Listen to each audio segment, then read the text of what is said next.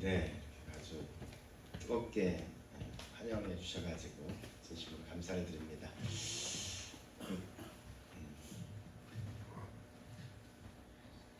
할렐루야. 네. 아주 제가 고향이 옆 동네 청양입니다. 저희 고향 온 것 같아요. 예전에 저 어렸을 때 부흥사 이렇게 부흥회 하잖아요. 부흥사 강사님들이 오셔가지고 꼭 하셨던 이야기가 있어요. 충청도는 반응이 없다고. 반응이 없어서 재미난 얘기하면은 꼭 이렇게 얘기할 땐 안 웃고 꼭 집에 가서 생각하고 웃는다고. 비슷한 것 같아요. 네. 네, 오늘 우리 금마침례교회 이렇게 와서 말씀을 전할 수 있어서 참 감사하고요. 특별히 저희 교회가 또 함께 이렇게 동역할 수 있어서 너무 감사한데, 이렇게 아침에 교회 들어오는데 프랜카드가 이렇게 붙어 있더라고요. 저희 교회에 막 이렇게 전도 그 사역에 대한 프랜카드 붙어 있는 거 보면서 마음이 제가 좀 울컥했어요. 왜 울컥했냐면, 저희도 이거를 위해서 굉장히 지금 기도하고 열심히 준비하고 있는데, 목사님하고 통화할 때 제가 늘 제가 생각하는 것보다 목사님이 훨씬 더 이 부분에 대해서 기도하시고 정말 관심을 가지시고 계시구나 걸 제가 느끼면서 좀 죄송한 마음이 있었거든요. 근데 오늘 프랜카드를 보면서 그 마음이 더 제 마음 가운데 이렇게 와서, 가면은 우리 오는 날까지 우리 교회에서 더 열심히 기도하고 더 잘 준비해가지고 와야 되겠다, 막 이렇게 선한 경쟁 같은 게 제 마음 가운데 들면서 마음 울컥하고 너무 좋았습니다. 근데 오늘 또 나와서 이렇게 여러분들 보니까 또 너무너무 감사하고, 앞에 또 우리 장로님 두 분이 이렇게 풍채가 좋으신 장로님이 딱 서 계시니까 교회가 막 꽉 찬 것 같아가지고 너무너무 좋더라고요. 그런데 예배드리는 여러분들의 모습 속에서도 너무 평온해 보이시고, 그리고 우리 옆집 우리 아주머니 보는 것 같아서 또 더 좋았던 것 같습니다. 다시 한번 이렇게 저를 좋은 강단에 세워주신 목사님과 또 성도님들에게 감사드리고 환영해 주셔서 진심으로 감사를 드립니다. 캐나다에 가면은 아주 절경이 아름다운 그런 관광지가 하나 있다고 그래요. 근데 아주 높은 곳에서 이렇게 이 깊은 계곡을 내려다보는 그런 관광지라고 합니다.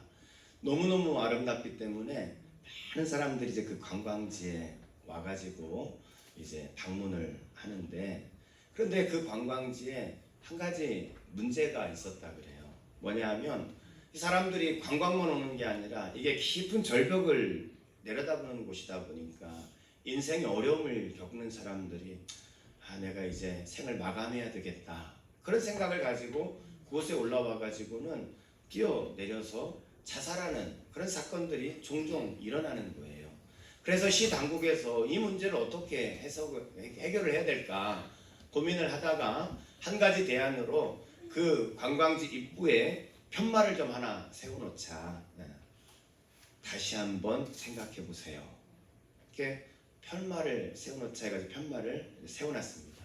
근데 그 정책이 주요했습니다.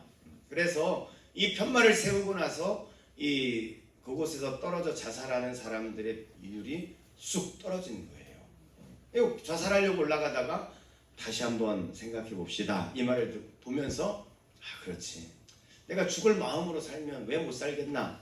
그래서 다시 이제 힘을 얻고 돌아갔던 거죠.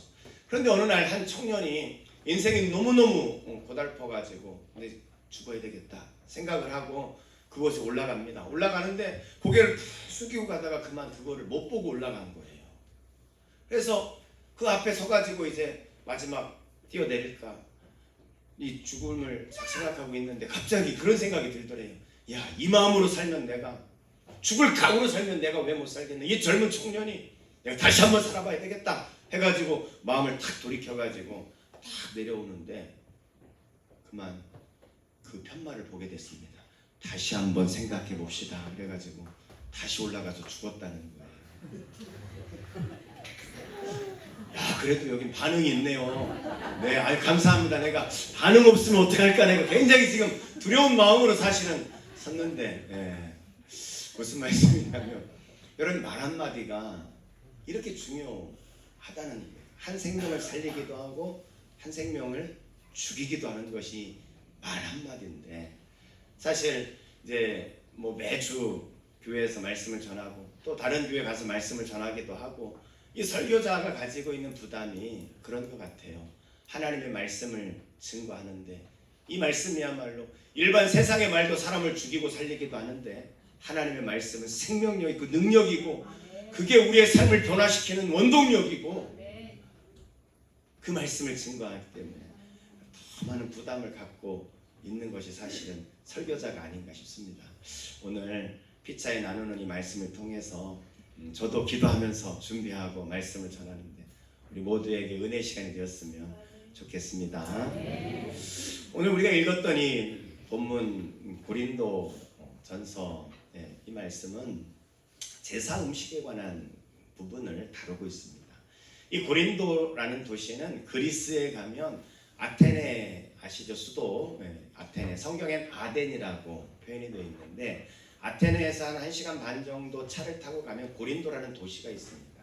이 고린도라는 도시는 당시에 예수님 당시에 굉장히 타락한 도시의 전형으로 알려진 곳이었어요.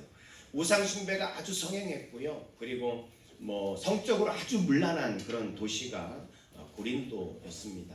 이런 도시 가운데 교회가 세워지다 보니까 이 교회 안에서도 참 문제가 많았습니다. 바울이 고린도 교회를 개척했는데, 교회를 떠났는데 계속 들려지는 소식마다 교회에 어려운 일들이 이렇게 들려지니까 바울에게 늘 마음에 이렇게 기도의 제목이고 더 많이 신경을 써야 하는 곳이 고린도 교회였어요. 그래서 바울이 이 고린도 교회에 여러 가지 문제들에 대하여 해답을 주기 위해서 쓴 편지가 고린도 전후서가 되겠습니다. 그런데 그 중에 여러 가지 문제들을 다루는데, 오늘 본문에서는 제사 음식을 먹어야 되냐 말아야 되냐, 이런 부분을 다루고 있는 것입니다. 여러분, 여기에는 우상을 숭배를 많이 하다 보니까 저녁이 되면 이 고린도 이 도시 중앙에 있는 이 산당에서 제사가 드려지는 거예요. 그러면 제사라는 것이 당시에는 짐승을 잡아서 드리는 거거든요. 밤에 이제 짐승을 잡아서 제사를 지내고 나면 그 고기들이 아침에 시장에 내려와 가지고 팔리게 되어지는 거예요. 그럼 아침에 사람들이 시장에 가서 고기를 사면 그 고기 가운데 제사에 드려졌던 고기를 살 확률이 높아지게 되어지는 거죠. 그러다 보니까 교회 안에 이 고기를 먹어야 되냐 말아야 되냐는 갈등이 벌어지게 된 것입니다. 이 유대적인 배경을 가지고 있다 기독교인이 된 사람들은 유대적 배경을 가지고 있기 때문에 제사 드려진 음식은 먹으면 안 된다라는 생각이 있어서 이 고기를 먹으면 안 됩니다, 이렇게 말하는 거예요. 그런데 헬라적인 배경을 가지고 기독교인이 된 사람들은 그것은 고기뿐인데 그 고기를 먹는 게 뭘 문제가 되겠냐. 그래서 이 둘 사이에 갈등이 벌어지게 되어진 거예요. 이걸 먹어야 되냐 말아야 되냐. 그래서 그거에 대한 답변으로 오늘 바울이 고린도 이 본문에 이렇게 기록을 하고 있는 것입니다. 그런데 바울이 대답하는 이 답변 속에 보면은 신앙생활에 굉장히 중요한 원리가 숨겨져 있어요. 우리가 신앙생활을 어떻게 해야 되는지, 이 신앙생활의 원리가 거기에 숨겨져 있는데, 오늘은 우리가 이 신앙생활의 원리, 바울이 말하고 있는 신앙생활의 원리가 뭔지 그것을 좀 같이 한번 살펴보려고 합니다. 그렇다면 여러분, 우리가 신앙생활을 다 하잖아요, 그렇죠? 제가 볼 때 우리 연세 드신 권사님 중에는 뭐 어려서부터 신앙생활 해가지고 막 70년 이렇게 신앙생활 하신 분도 있을 테고, 어떤 분 같은 경우에는 뭐 이제 교회 나온 지 뭐 얼마 안 되신 그런 분들도 있을 거예요. 그렇지만 여러분, 누구나 다 교회 나오셔서 신앙생활 하는데 많은 시간을 투자하고 많은 물질도 하나님 앞에 드리고 그렇게 신앙생활 하지 않습니까? 그렇죠? 그런데 여러분, 그렇게 많은 우리의 삶의 많은 부분을 투자해서 신앙생활을 하는데 과연 이 신앙생활을 우리가 바르게 하고 있는지, 내가 물질도 드리고 시간도 드리고 내 몸으로 헌신도 하고 그렇게 신앙생활을 하는데 내 신앙생활이 바르게 신앙생활을 하는지, 오늘 이 말씀을 통해서 같이 한번 생각해 보도록 하겠습니다. 여러분, 우리의 신앙생활의 중요한 원리 첫 번째는요, 신앙의 자세가 사랑이어야 한다는 것입니다. 한번 따라하겠습니다. 신앙의 자세는 사랑입니다. 여러분, 한번 제가 물어볼게요. 제가 한번 물어보겠습니다. 제사 우리나라에서도 드리잖아요. 여러분, 이 제사를 지내고 난 음식 먹어도 될까요? 먹으면 안 될까요? 대답 안 하시고 작정하신 건 아니시죠? 먹어도 됩니까? 안 됩니까? 안 됩니다. 안 된다. 또 된다. 네? 음식이니까 장로님 먹어도 된다. 야, 이렇게 팽팽한데 다수결로 결정을 해가지고 앞으로 제사음식 먹까 말까 결정을 할까요? 이 음식, 이 제사 지낸 음식을 먹어도 되느냐 안 되느냐, 이러한 문제를 우리가 신학적으로 아디아포라라고 표현을 합니다. 아디아포라. 이 디아포라라는 말이 뭐냐면, 디아포라라는 말이 성경에 명확하게 규정해 놓은 것. 예를 들어 도둑질하지 말라 이렇게 돼 있잖아요, 그렇죠? 간음하지 말라, 성경에 명확하게 규정해 놨잖아요. 이런 주제를 디아포라라고 합니다. 그런데 거기에 부정 접두사인 아를 붙여서 아 디아포라 그러면 성경에 명확하게 규명해 놓지 않은 것, 이런 주제를 아디아포라라고 하는 거예요. 예를 들어서 여러분, 그 당구장에 그리스도인이 가면 됩니까? 안 됩니까?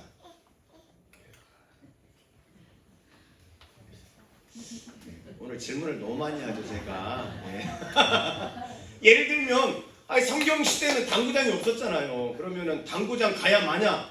이거는 성경에 언급하고 있지 않단 말이죠. 이렇게 성경에 명확하게 언급하지 않은 것을 아디아포라라고 말하는 거예요. 그리고 이거다 명확하게 기다 아니다라고 명확하게 규명해 놓지 않은 것을 아디아포라 이렇게 말하는데요. 예를 들면 여러분, 주일날 여러분 예배를 11시에 드리잖아요. 저희 교회는요, 예배를 10시, 12시, 2시 이렇게 예배를 드리거든요.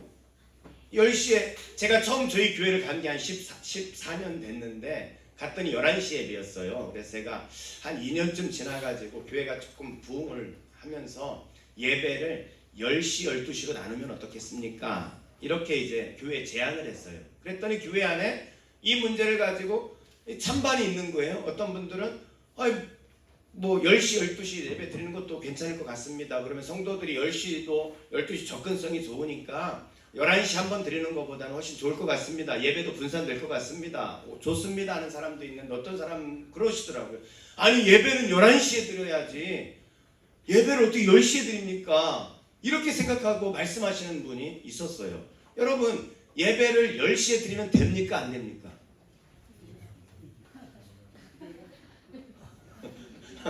네, 여러분, 성경에 주일날 예배는 반드시 오전 11시에 드려라.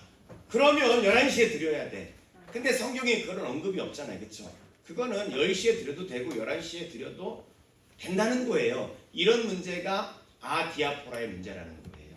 이 제사 음식에 대해서도 이것은 아디아포라의 문제라는 거예요. 성경이 명확하게 언급하고 있지 않다는 거예요. 이래도 되고 저래도 되고 그거에 대해서 큰 문제가 없다는 거죠. 자, 4절을 볼까요? 4절을 보면 이렇게 말씀합니다. 그러므로 우상의 제물을 먹는 일에 대하여는, 우상 제물을 먹는 일에 대하여는 우리가 우상은 세상에 아무것도 아니다. 우상은 아무것도.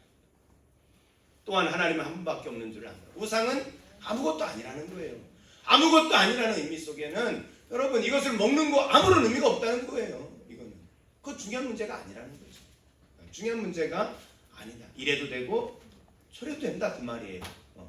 그러니까 이거는 뭐 성경이 명확하게 언급하고 있지 않은 것이죠.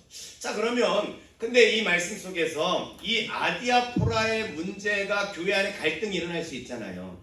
그럴 때 이 아디아포라의 문제를 가지고 접근하는 방식을 두 가지를 바울은 소개를 하고 있습니다. 1절을 보겠습니다. 1절에 보면 우상의 제물에 대하여는, 우상 제물을 먹는 것에 대해서는 우리가 다 지식이 있는 줄을 아나 지식은 교만하게 하며 사랑은 덕을 세운다. 이렇게 말씀합니다.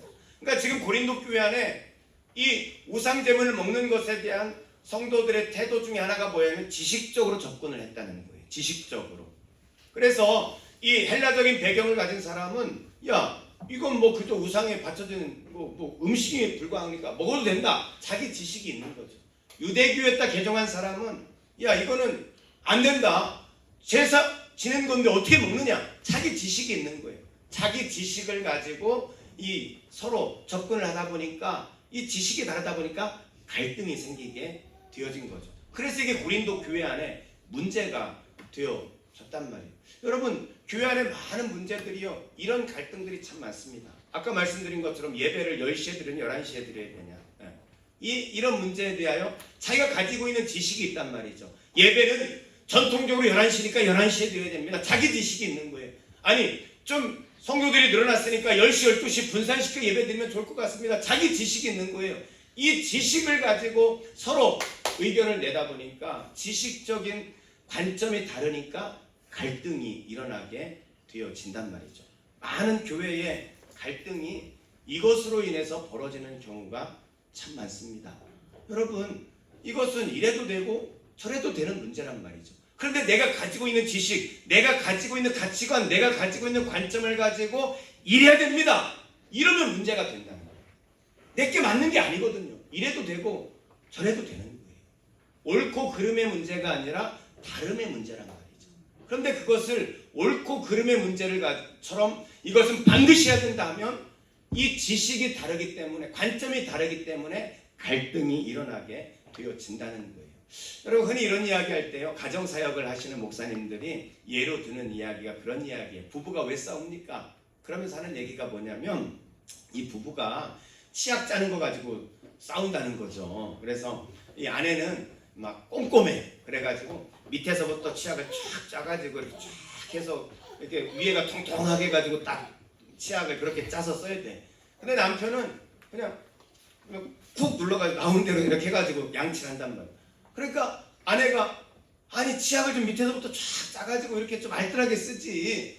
아내는 그렇게 생각을 하는 거고 남편은 야 그 치약 그거 가지고 가운데 눌렀으면 어떠냐.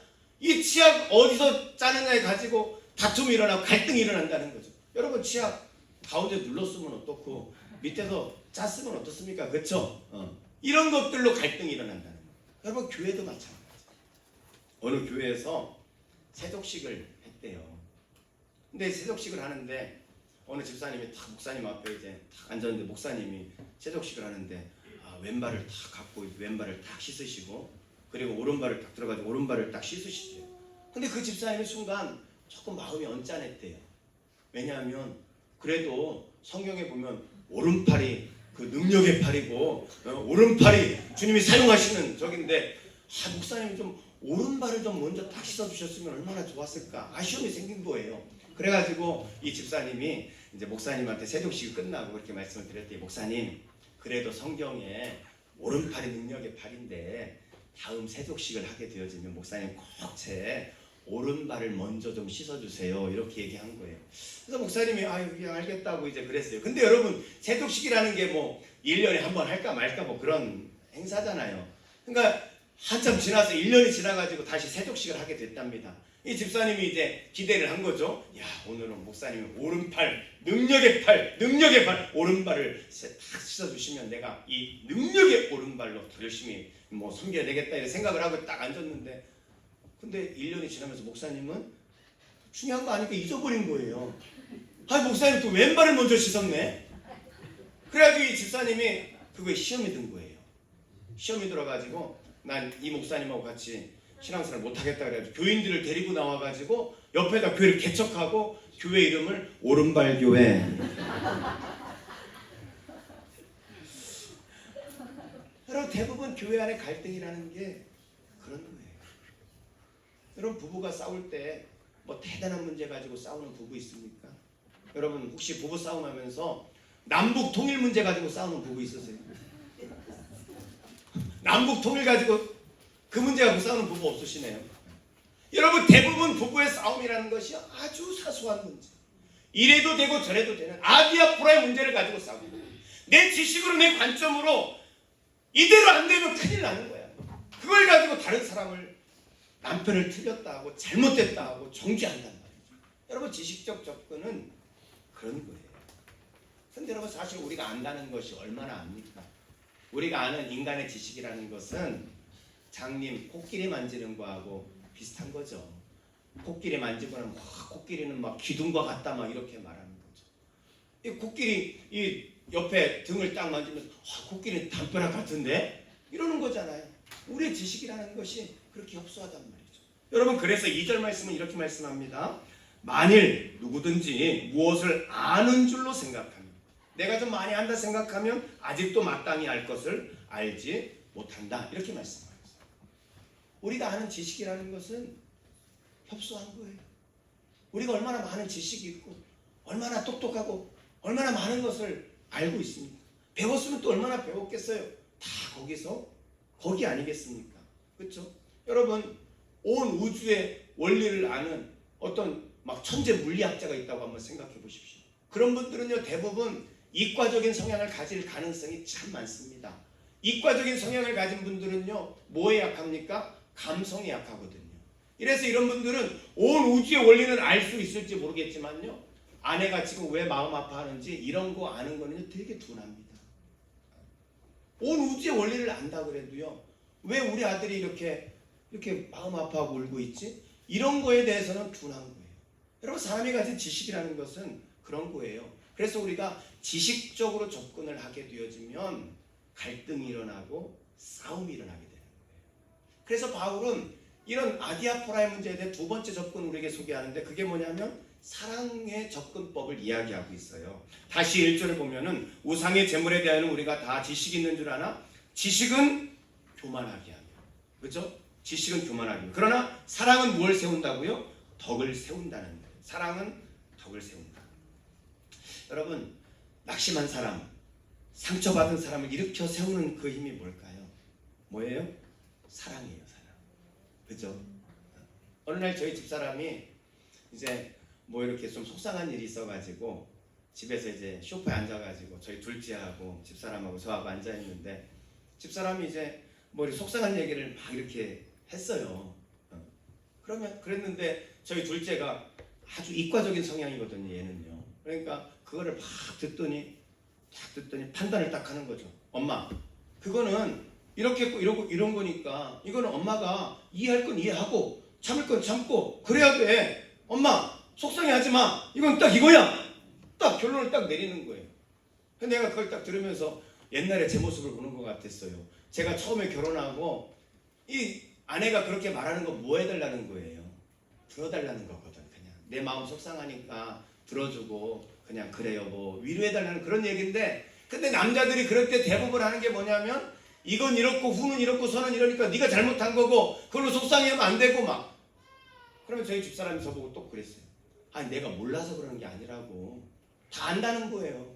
뭐가 잘못됐고 내가 뭘 실수했고 다 안다는 거예요. 들어달라는 거거든요. 들어달라는 거예요.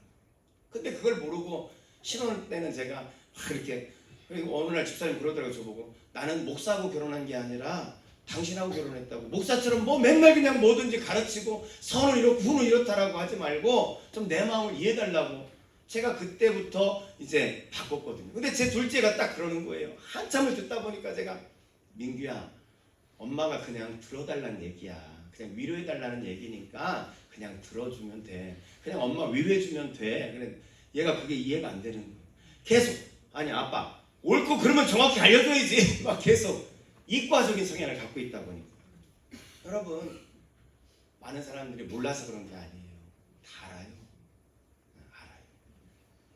우리 옛날 우화 중에 그런 이야기가 있지 않습니까? 나그네가 길을 가는데 이 나그네 옷을 누가 벗길 수 있는가? 뜨거운 태양과 바람이 내기를 한단 말이죠. 이 바람이 아주 거세게 바람을 불어넣으니까 나그네 어떻게 합니까? 오히려 그 거센 바람 때문에 옷깃을 더 이렇게 여미지 않습니까? 그때 태양이 이제 차례가 돼서 따뜻한 태양을 쫙 비치니까 이 나그네가 옷을 이렇게 벗지 않습니까? 여러분 무엇이 사람의 마음을 위로하고 격려하고 세우는 거냐? 따뜻한 사랑이 그 사람을 세우게 되어지는 것이죠. 여러분 여기서 덕을 세운다라는 말은 오이코도메오라는 단어인데 오이코스 집이라는 단어의 동사형입니다. 그러니까 오이코돔에 덕을 세운다는 말은 뭐냐면 집을 세운다 그 말이에요. 이 집이라는 것은 가정을 의미하기도 하지만 이것은 교회를 의미하는 거예요. 교회를 세우는 것은 여러분 내가 가지고 있는 지식, 내가 가지고 있는 가치관 이걸 가지고 세우는 게 아니라 교회를 세우고 가정을 세우고 아내를 세우고 남편을 세우는 것은 바로 사랑으로 세우게 되어진다는 것입니다. 여러분 성경을 우리가 이 66권 성경이 있는데 이 성경을 한 단어로 표현하면 뭐라고요? 뭐라 그래요? 사랑이라고 하지 않습니까? 사랑. 사랑. 이 성경을 짜고 짜면 사랑이라는 거예요. 여러분 고린도전서 12장을 우리가 은사장이라고 합니다. 그죠? 은사장. 거기에 보면 여러 은사가 있어요. 방언의 은사, 예언의 은사, 영분별의 은사, 능력의 믿음의 은사 뭐 여러 은사가 있는데 이 고린도전서 12장 은사에 대해서 쭉 설명하고 12장 31절에 뭐라고 말씀하냐면 이렇게 기록되어 있어요. 너희는 더욱 큰 은사를 사모하라. 이런 표현이 있어요. 더욱 큰 은사를 사모하라. 12장에 많은 은사를 이야기하고 그리고 나서 마지막에 더욱 큰 은사를 사모하라 그렇게 말합니다. 그리고 나서 고린도전서 13장이 무슨 장이죠? 사랑장이에요. 오늘 바울은 교회를 섬기려면 많은 은사가 필요하거든요. 여러분 많은 은사를 사모하시기 바랍니다. 은사가 있어야 돼요. 그래서 교회를 잘 섬겨야 됩니다. 그런데 그 은사를 가지면 사람들이 대부분 교만해지는 경향이 있어요. 신의 은사가 있다 그러면요. 그 은사 때문에 교만해진다. 그러니까 바울은 우리가 교회를 섬기기 위해서 은사가 필요하다는 거예요. 그런데 그 12장 은사에 대한 결론을 맺으면서 더욱 큰 은사를 사모하라. 그리고 나서 13장에 가서 사랑 이야기합니다. 네가 아무리 아름다운 말을 하고 능력을 행하고 어떤 은사를 가졌다 할지라도 사랑이 없으면 아무런 의미가 없다는 거예요. 사랑이 가장 중요하다는 것입니다. 여러분 우리가 신앙생활하면서 제일 중요한 거는요 사랑이에요. 사랑. 예수님에게 한 율법사가 와서 묻습니다. 예수님 성경에 제일 중요한 게 뭡니까? 마태복음 22장에 보니까 율법사가 물었어요. 그때 예수님이 이 성경에 가장 중요한 게 뭔가를 가르쳐주면서 이렇게 말씀하십니다. 마음을 다하고 목숨을 다하고 뜻을 다해 주 너의 하나님을 사랑하라. 이것이 크고 첫째 되는 계명이요. 둘째도 그와 같으니 내 이웃을 내 자신과 같이 사랑하라. 이것이 온 율법과 선지자의 강령이라는 거예요. 성경에 가장 중요한 게 뭐냐? 사랑이라는 거예요. 사랑. 하나님을 사랑하고 이웃을 사랑하는 거. 여러분, 전 여러분들이요 사랑만 하시며 사시기를 주의 이름으로 축복합니다. 여러분 주님 앞에 갔을 때 가장 인정받는 게 뭘까요? 사랑하는 사람이 인정받는 거예요. 제가 우리 교회 14년 지금 목회를 하고 있는데 제가 보니까 교회에서 제일 힘든 봉사가 뭔가 보니까 주방 같아요. 주방. 식사 섬기기. 모르겠어요. 근마침 얘기는 어떤지 모르겠어요. 저희 교회는요 주방이 제일 힘들어요. 근데 주일날 이제 저희 집사람이 이제 예배 다 끝나고 저녁에 집에 오면 이제 교회에 있었던 일들을 이제 저는 뭐 설교하고 뭐 주로 이제 목양실에서 성도들 만나고 그러니까 교회가 어떻게 돼 있는지 잘 모르니까 집사람이 쭉 보고 이제 그날 있었던 이야기들 해줘요. 그러면은 뭐 어느 집사님은 좀 뭐 목사님이 전화로 한번 신방해줬으면 좋겠다 뭐 이렇게 하면서 여러 가지 얘기를 해주는데 항상 제 관심이 어디에 있냐면 주방에 있어요. 주방에. 왜냐하면 이 주방이라는 것이요 힘들잖아요. 힘든 봉사가 있다 보니 근데 너무너무 귀한 봉사 아닙니까? 성도들에게 식사를 대접하는 거예요. 너무너무 귀한 봉사가 사실 주방 봉사거든요. 그래서 제가 이 주방에 왜 관심이 있냐면 너무너무 좋은 봉사인데 이 주방에서요 레이저가 얼마나 많이 나오는지 몰라요. 거기에 섬기는 권사님들이 막 서로 째려보고 막 왜 그런가 봤더니 여러분 이 다 소뚜껑 운전 한 30-40년 다 하신 분들이잖아. 네. 그러다 보니까 요리하면은 다 일가견 있는 분들이거든요. 된장찌개는 이렇게 끓여야 되는 자기 지식이 자기 경험이 다 있어요. 또 뭐 이분은 이분 경험이 있단 말이에요. 그러니까 이 된장찌개 끓여도 다 다른 거야. 소금은 2숟가락만 넣어야 된다. 그러면 김 권사님은 아니야 소금은 3숟가락 넣어야 돼. 그러면 2숟가락 넣으면 어떻고 또 3숟가락 넣으면 어떻겠어. 그런데 그냥 내가 2숟가락 넣으면 너무 되지 왜 3숟가락 좀 이게 뭐 그래가지고 막요 주방 봉사하는 권사님들이 꼭 주일날 오후 되면은 막 삐져가지고 막 이러고 있는 거예요. 그래가지고 제가 그때 설교를 많이 했던 게 뭐냐면은 설교할 때 그런 얘기를 많이 했어요. 여러분 좋은 일 하면서 죄 짓지 맙시다. 좋은 일 하면서. 진짜 제일 힘든 봉사잖아. 그리고 성도들을 식사를 대접하는 너무너무 귀한 봉사 아닙니까? 너무너무 좋은 일을 하시면서 그러면 하나님 앞에 막 너 잘했다 칭찬받아야 되는데 이 좋은 일이고 칭찬받은 일 하면서요 레이저를 쏴가지고 상대를 그냥 가슴 아프게 가지고 그래서 상처 주고 죄를 짓는 거예요. 그래서 제가 권사님들한테 권사님 좋은 일을 좋은 일 되게 하세요.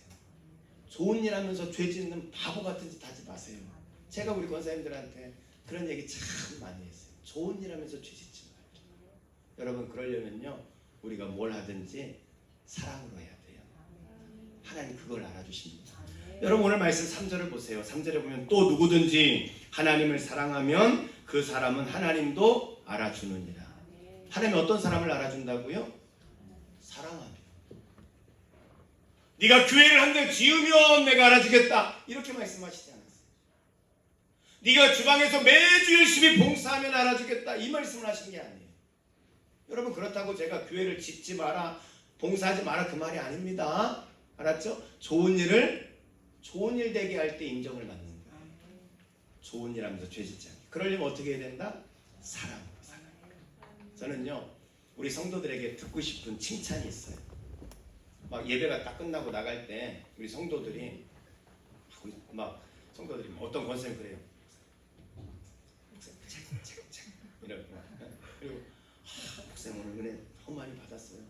제가 너무 많이 울어가지고 눈이 부었어요. 목사님 설교 잘하네. 이런 소리 진짜 듣고 싶어요. 잘 안 해요 우리 성도들이. 그런 소리 듣고 싶어요. 그런가 하면 또 제가 또 듣고 싶은 칭찬 중에 하나가 뭐냐면 목사님은 능력이 많으세요. 이런 소리 듣고 싶어요. 교우 가운데 암으로 막 투병하는 분들 있잖아요. 정말 마음 아프죠 목회자가. 그러면은 막 가가지고 손 한번 딱 얹어가지고 예수를 명하노니 치유된 주여다. 막 목소리 쫙 깔고 막 그렇게 했더니 막 다 치료가 됐어. 야, 그럼 얼마나 좋겠어요, 그렇죠? 그래서 막 야 목사님 능력 막 짱입니다. 막 이런 칭찬도 듣고 싶어요, 솔직히. 그런데 제가 더 듣고 싶은 칭찬이 있어요. 그런 칭찬 안 들어도 이 칭찬은 꼭 듣고 싶은 칭찬이 있는데 그게 뭐냐면 목사님은요 진짜 사랑하는 사람 같아요. 사랑 많은 목사님 같아요. 나는 이 칭찬을 듣고 싶어요. 정말 목사님은 진짜 사랑 많은 목사님이에요. 이 칭찬. 왜요? 그 사랑을 하나님이 알아주신다 그랬죠. 내가 하나님 앞에 갔을 때요 하나님 앞에 칭찬 듣고 하나님이 나를 인정해 주는 거는 사랑한 것에 대해서 하나님 인정해 주시니까. 그래서 저는요 사랑 많은 목사님이에요. 이 칭찬을 듣고 싶어요. 전 여러분들이 그런 그리스도인 되시기를 주의 이름으로 축복합니다. 두 번째로 우리의 신앙생활의 자세는 사랑이라 그랬죠. 두 번째로 신앙생활의 동기는 은혜여야 합니다. 한번 따라합니다. 신앙생활의 동기는 은혜입니다. 우리가 신앙생활을 하는 동기 뭐 여러 가지 동기가 있을 수 있겠죠. 그렇죠? 그런데 은혜가 동기가 되어야 된다 그 말입니다. 5절 말씀을 볼까요? 5절에 보니까 비록 하늘에나 땅에나 신이라 불리는 자가 있어 많은 신과 많은 주가 있으나 이 말은 신이 많다 그 말이 아니에요. 당시에 헬라적인 배경을 가진 사람들은 신을 많이 섬겼습니다. 그 말을 하는 거예요. 여러분 그리스 로마 신화에 보면은 막 신이 엄청 많잖아요. 그걸 이야기하는 거예요. 당시 헬라 사람들은 그랬다는 것입니다. 그런데 6절을 보십시다. 6절에 그러나 우리에게는 한 하나님밖에 없는 거예요. 유일신 하나님. 하나님 곧 아버지가 계시다. 이렇게 말씀하시면서 뭐라고 말씀하시면 만물이 그에게서 났다 이렇게 말합니다. 하나님이 세상을 창조하셨잖아요. 만물이 그에게서 났고 우리도 그를 위하여 있고 또한 한 주 예수 그리스도께서 계시니 만물이 그로 말미암고 우리도 그리로 말미암아 있느니라. 이 말은 뭐냐면 우리가 존재하는 이것이 누구로 인한 것이라는 거예요. 하나님으로 인해서 존재하게 됐다는 거예요. 이 세상 창조, 하나님이 창조하셔서 이 세상이 있는 것처럼 오늘 우리가 존재하는 이유도 하나님으로 말미암아 있다는 거예요. 내가 결혼해가지고 이렇게 아름다운 가정을 이루고 사는 거 하나님으로 인한 것이라는 거예요. 우리가 교회 와서 이렇게 예배드리고 신앙생활 할 수 있고 이렇게 좋은 사람들을 만나서 교제하고 함께 동역하며 신앙생활 할 수 있는 거 하나님으로 말미암았다, 이렇게 말씀하고 있는 겁니다. 이 말을 다르게 말하면 하나님으로부터 왔다는 걸 다르게 말하면 하나님의 은혜라는 거죠. 여러분, 우리의 삶의 모든 것은 하나님의 은혜라는 거예요. 전혀 우리가 삶을 살아갈 때요, 이 은혜를 기억하는 게 참 중요하다고 생각합니다. 은혜가 뭐예요? 은혜가? 은혜. 제가 이렇게 물었더니 어떤 분이 그러대요. 은혜요? 아니, 저희 앞집에 지혜 언니가 은혜인데. 제가 이제 다른 교회 설교하러 가면 이제 이 은혜에 대해 얘기할 때 꼭 이 얘기를 하거든요. 근데 지난 1월에 중국 심천에 이제 제가 이제 가서 말씀 전하는 일이 있어서 갔어요. 가가지고 이야기를 했어요. 제가 똑같이 은혜가 뭐예요? 이렇게 물었어요. 그러면서 아니 제가 뭐 어느 설교하면서 뭐 물었더니 어떤 분이 우리 앞집에 지혜 언니가 은혜라고 합디다.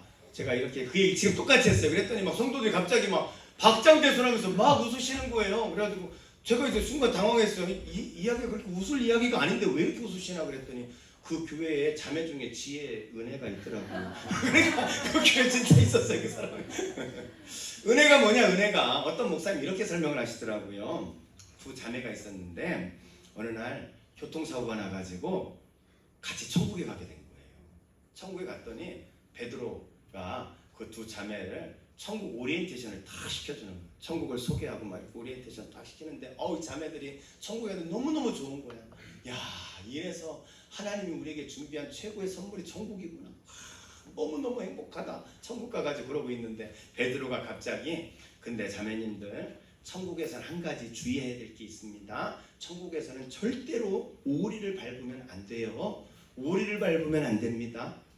여러분 이거 유머예요. 이렇게 실제로 뭐 성경에 오리 밟지 말 이렇게 생각하시면 안 돼요. 알았죠? 그래서 오리를 밟으면 안 됩니다. 그랬어요. 그래서 이 두 자매가 천국이 너무 좋아가지고 막 행복하면서도 한편으로는 이렇게 보니까 곳곳에 막 천국에 오리가 다니는 거예요. 그래서 야, 오리를 절대 밟지 말아야지. 막 이렇게 있었어요.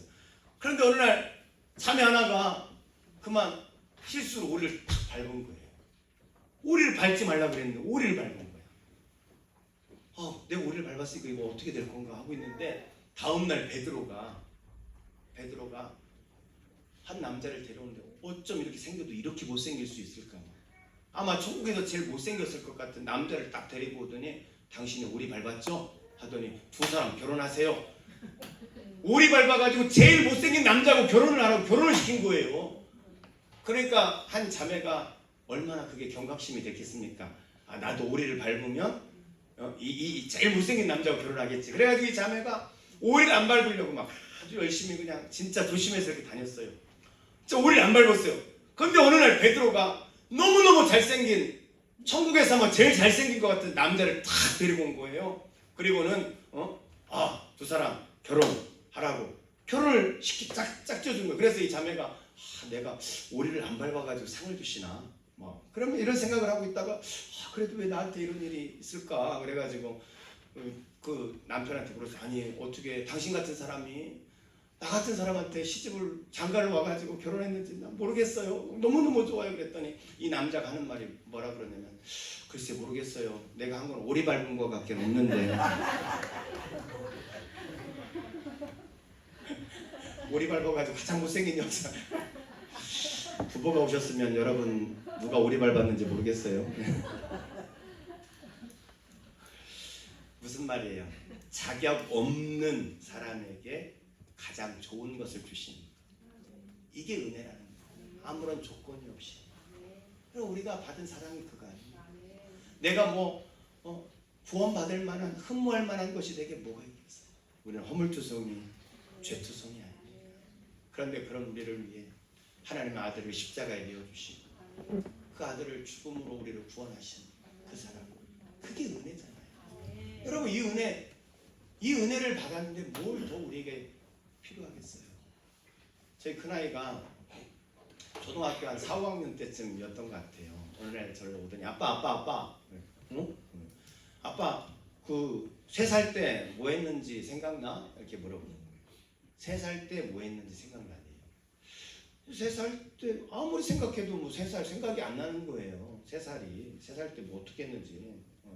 그래서 야 성규야, 아빠 모르겠다. 생각이 안 나는데 너무 어렸을 때는 모르겠어. 그랬더니 이 녀석이 하는 말이 뭐냐면, 아빠, 사람은 젖 먹던 시절은 기억을 못하는 거래.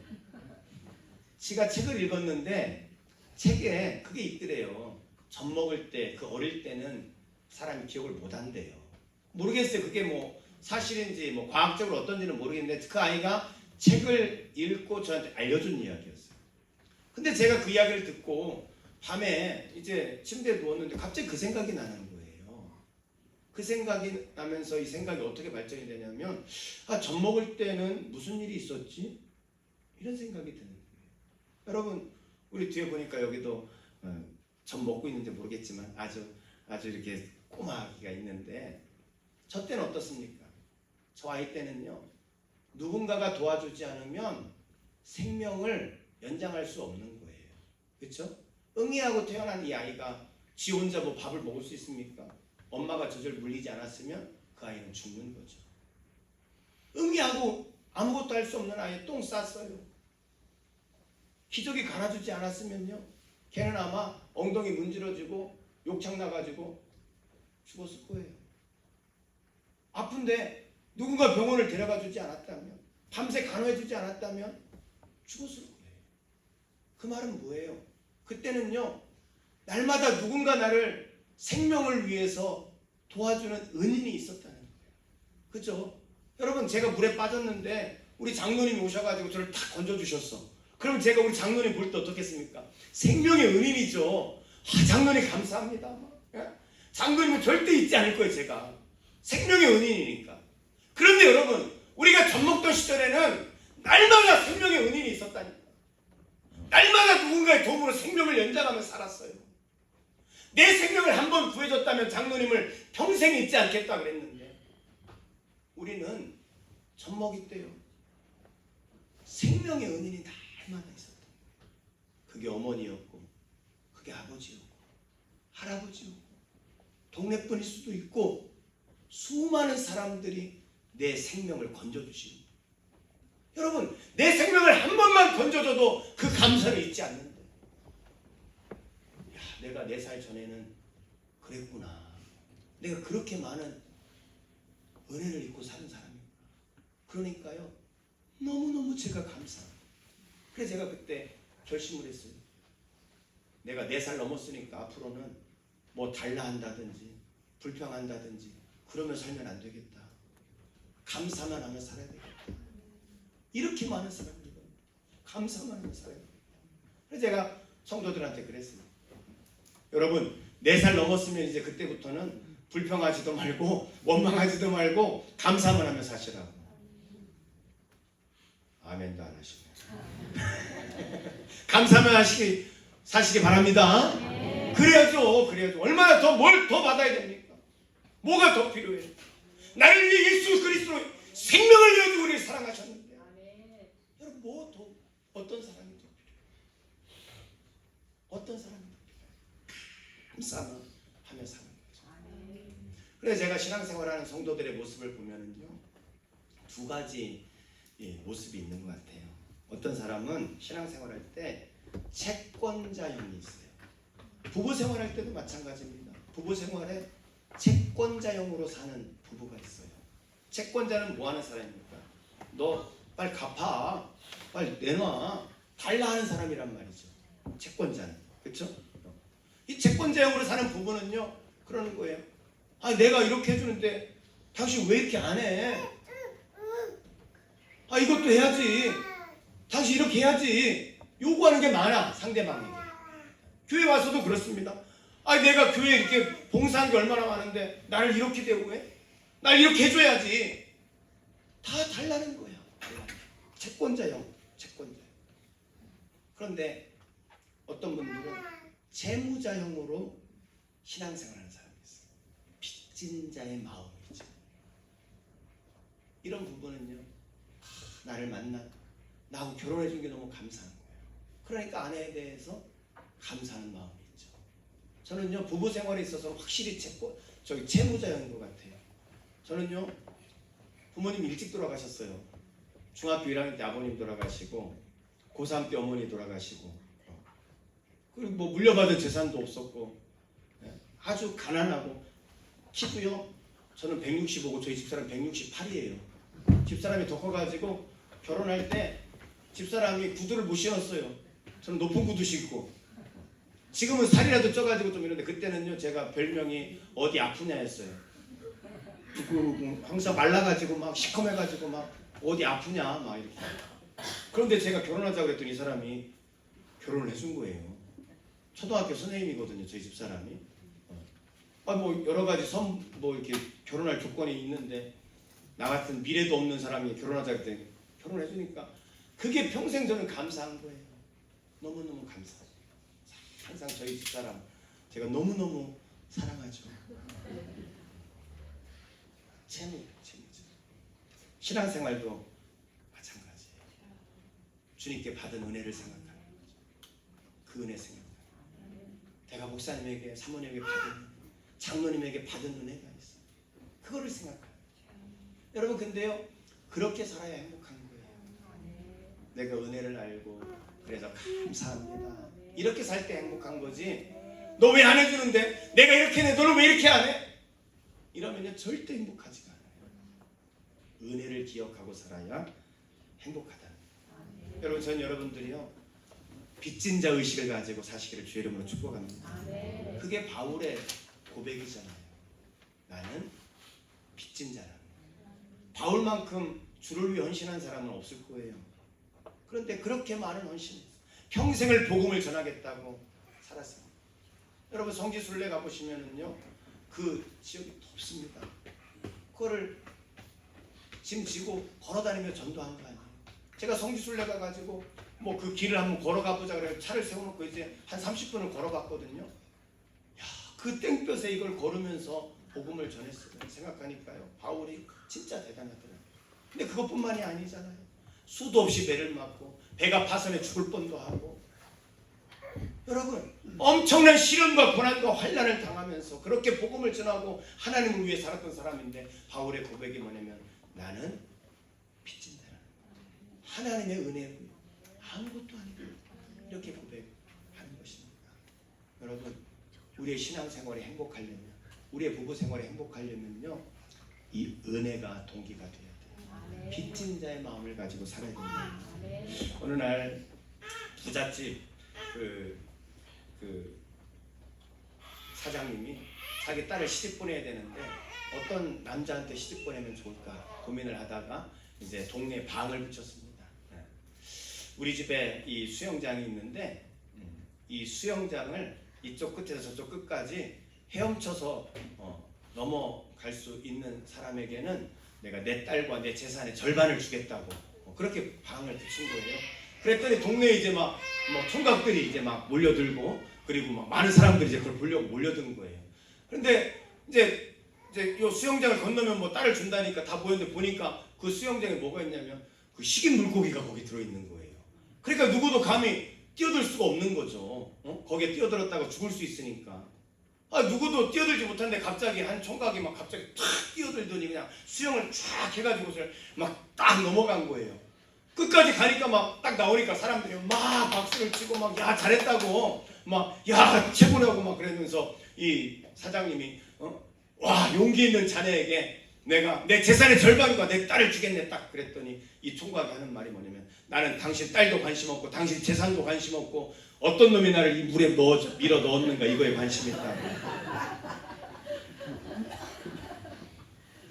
그럼 우리가 신앙생활할 때 주를 위해 봉사할 때 이렇게 봉사하는 사람들이 많은 것 같아요. 그저 그냥 등 떠밀려가지고 장로님이 뭐 좀 이렇게 봉사하지 하니까 그냥 어쩔 수 없이 그냥 했어. 하면서도 그냥 피 흘려가면서 그냥 하기 싫은 거 억지로 그냥 막 이렇게 신앙생활하고 봉사하는 경우가 많죠. 여러분 우리의 신앙생활은 동기가 은혜여야 합니다. 내가 무엇을 하더라도 하나님의 은혜를 생각하고 그 은혜 비하면 내가 이 하는 것이요 오히려 감사한 거죠. 봉사하는 게 더 기쁜 거예요. 전 여러분의 신앙생활의 동기가 은혜가 되어지시기를 주의 이름으로 축원합니다. 아멘. 네. 뭐 시간이 좀 가서 그냥 이렇게 마쳐야 되겠어요. 우리 기도하겠습니다. 하나님 감사합니다. 오늘 우리의 신앙의 자세를 다시 한번 돌아봅니다. 하나님, 오늘 우리 가운데 주신 이 말씀 우리의 가슴에 잘 새기고 정말 우리의 신앙이 사랑으로 사랑하는 사람, 우리의 신앙의 동기가 은혜가 되어지는 그런 신앙생활 살게 하여 주시옵소서.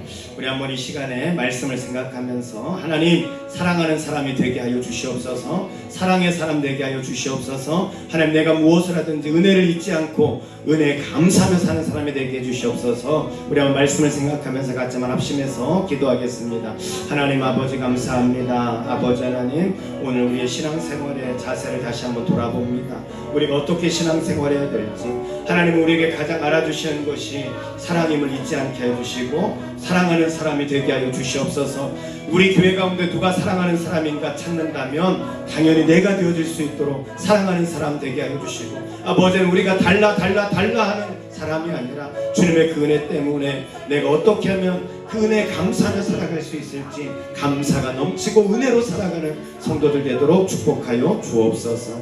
하나님 감사합니다. 오늘 이 말씀대로 하나님 우리는 사랑하는 사람 되게 하시고 오직 그 은혜 감사하며 살아가는 사람 되게 하여 주시옵소서. 예수님의 이름으로 기도합니다. 아멘.